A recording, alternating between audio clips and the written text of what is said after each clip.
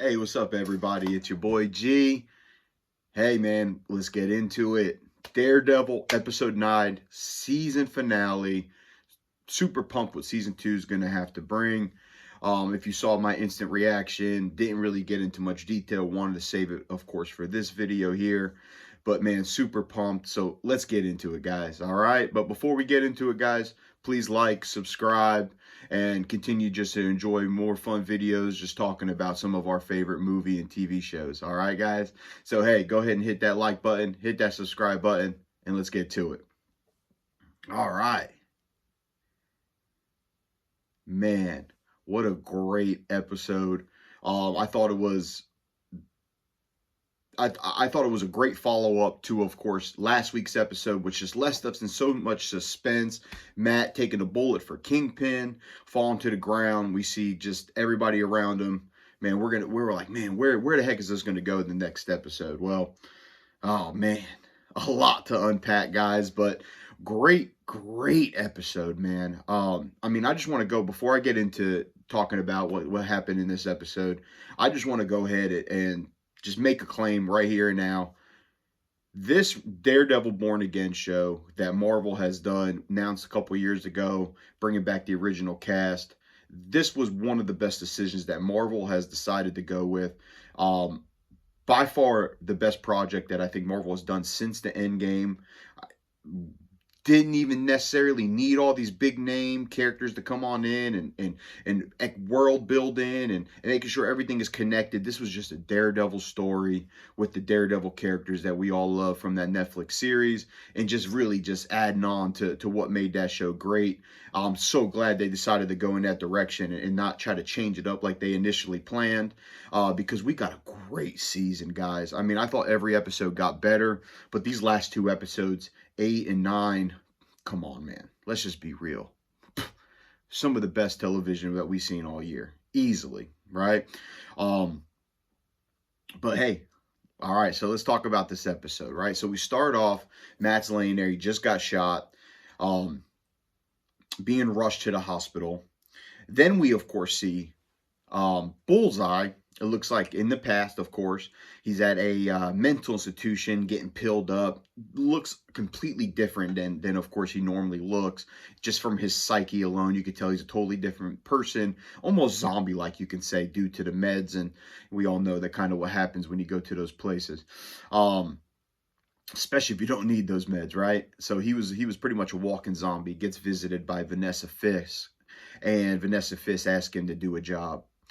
Pretty much tells him he's a free man and that job needs to be done right away. And that, of course, job we're talking about is Foggy Nelson. At the end of episode 8, Matt, of course, discovered everything about what happened to his friend, the intentions behind his death. It just wasn't revenge, right? It was simply just a hit because criminals were about to get caught. And Vanessa Fisk was, of course, running that empire of kingpins while he, of course, was gone on hiatus, right? Well, this season right away, man, this season is the rise of Kingpin. Kingpin is the man. Boss. I mean, just the start of the show, running for mayor, gets elected mayor at the end of the first episode.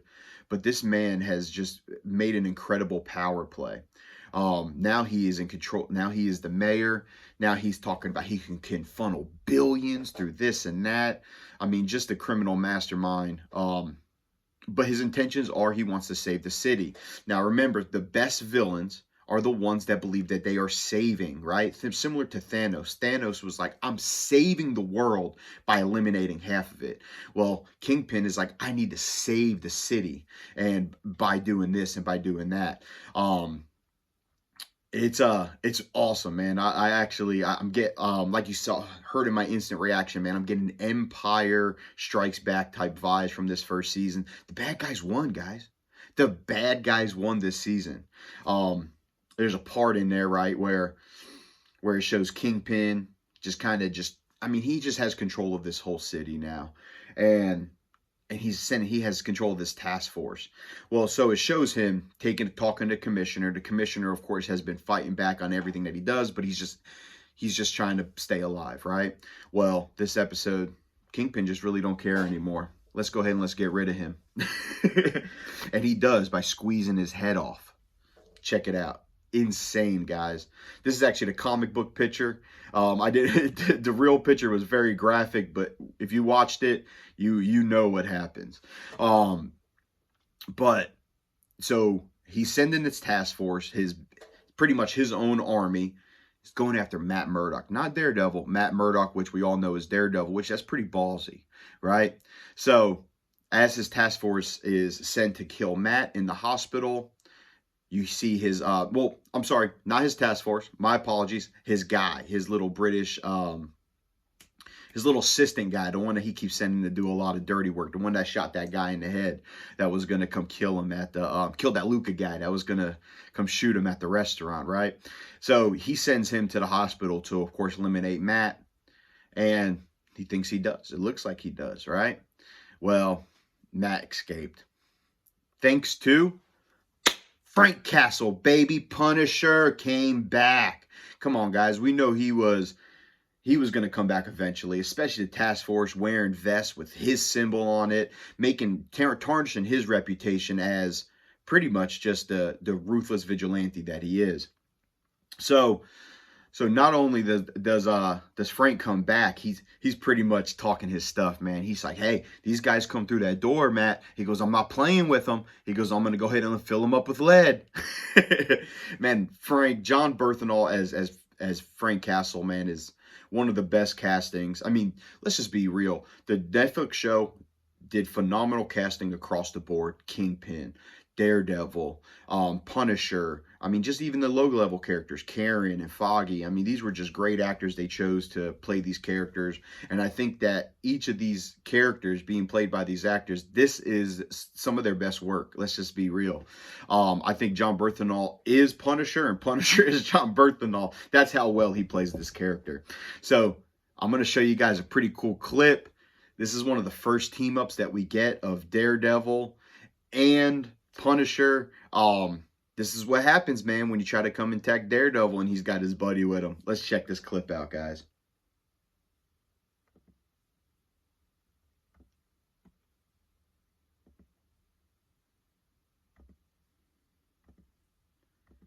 Busting in through the window.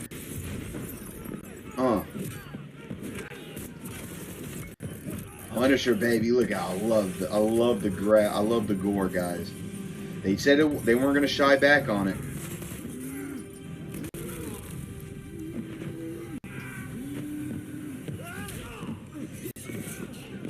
Two totally different guys. You got one just beating the heck out of people, and then you got the other one just ruthlessly just eliminating them. Is the best way to put it.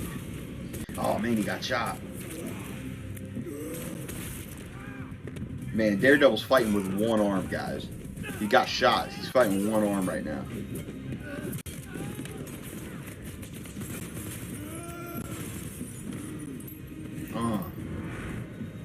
So good.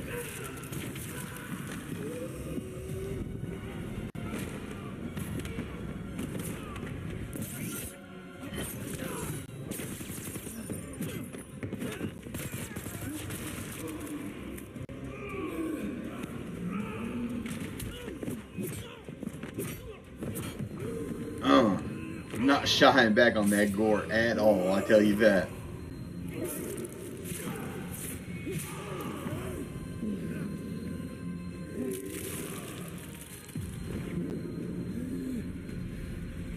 I hate seeing TVs get busted, man.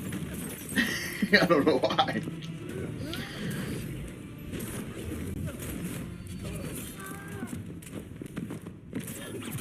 Oh, man.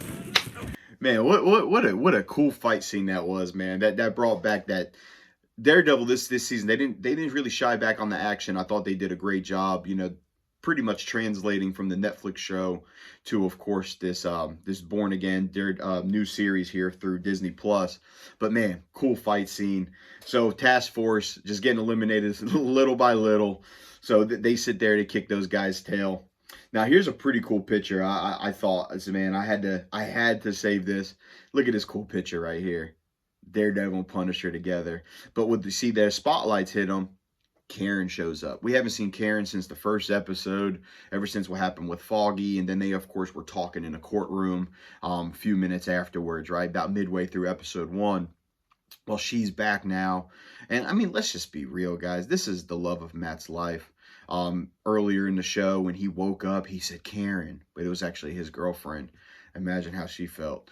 But Karen is the one for him, and she's there. She's the one that called Frank to be able to help him. She knew kind of what was breaking down. So he explains to her everything, what he discovered, the whole thing with Foggy. It was a hit, Vanessa Fisk. Where are some of those old files, right? What was Foggy trying to do that got him killed, right? So they go to an old warehouse where Foggy would keep a lot of cool, not cool, but all of his records and files and things like that from his cases. And so they, of course, are following in his path so they can, try to kind of duplicate what he was trying to do, right? Because it seemed like he was celebrating a little bit early for his possible win before he got shot. So as this episode progressed, we have Daredevil with Karen, and then you, of course, have Punisher, seems to kind of go lone wolf. Meanwhile, you have Kingpin, who's just, I mean, taking over the city. He's took over. This is Kingpin from the comic books, guys. I mean, this is really awesome. Look, as soon as this Joker gets his white suit on, it's over. It is over. Step out the way. Kingpin's coming through. But Punisher decides he wants to go lone wolf. Well, this is what happens next. Another pretty cool clip, guys.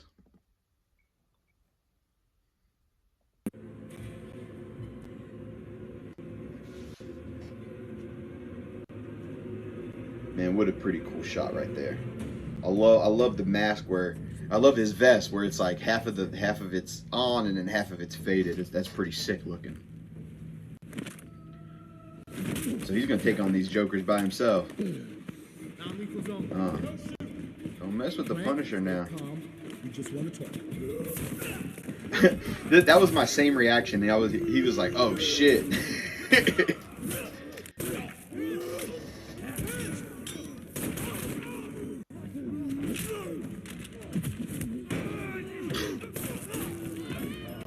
Bad, man.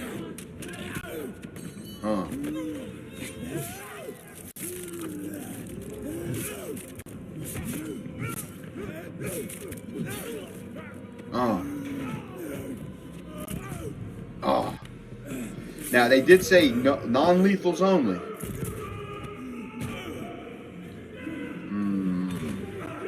This is a big part of the episode right here, guys. Big part. Man. They got him. They got him.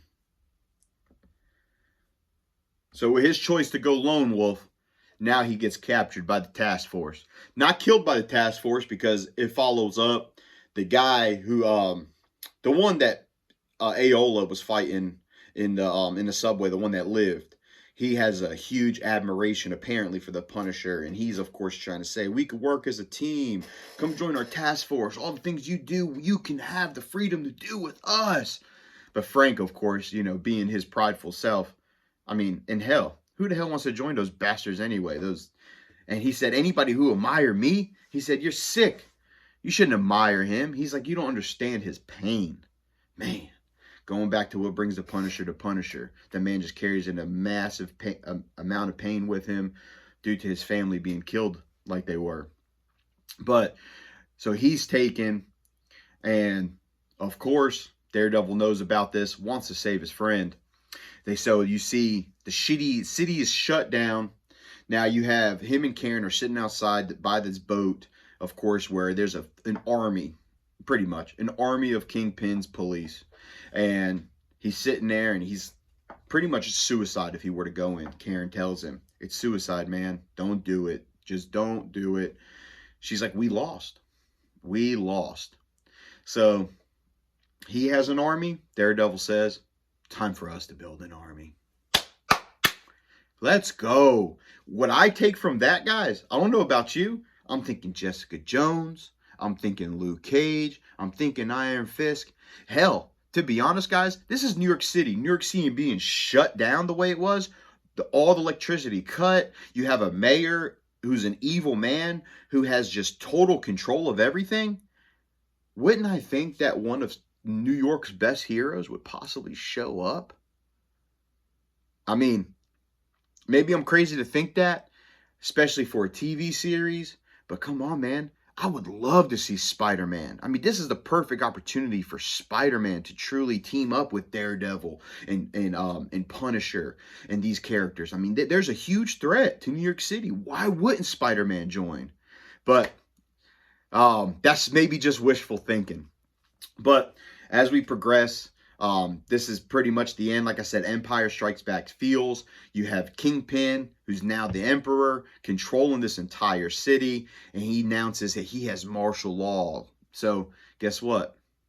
Nobody can do nothing. This is Kingpin City now, guys. This is Kingpin City. So Matt, Daredevil, he says he's going to build an army. So it shows him with a group of cops. Of course, good cops, the ones that are like, we are not going to stand for this. You see, you have his old detective friend who's now his PI. You saw a couple other people in uniform. You even saw the woman who was a negotiator during that bank heist, right? She's not for this. So he's already got a group of folks. And then you see through the peephole, shows Daredevil. Daredevil's ready for war, man. So I'm super excited what season 2 is going to bring us. It definitely sets it up. I was hearing that these last 2 episodes were actually a huge imprint from the Netflix series when they came in and kind of started changing things up. And if that's the case, dude, let them do this whole next season because those last 2 episodes were phenomenal, guys. Please let me know what you guys think in the comments. But before I let you go, let's not forget how this episode ends. We got a mid-credit scene, guys. Let's check it out. So we see Punisher in a cage.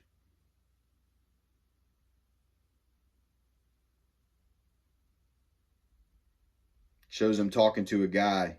One of the I guess, a little corrections officer for Kingpin's jail.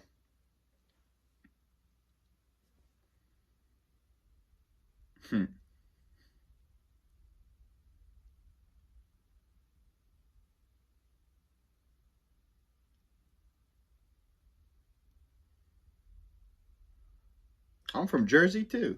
What's up? Represent Jersey, baby. Jersey Devils, let's go. Punisher's out, baby. So that right there is huge for what's going to go to season 2, guys. So hey, please let me know what your comments, guys. Like, subscribe, and come back and check us out for more videos. Check you guys later. Peace out.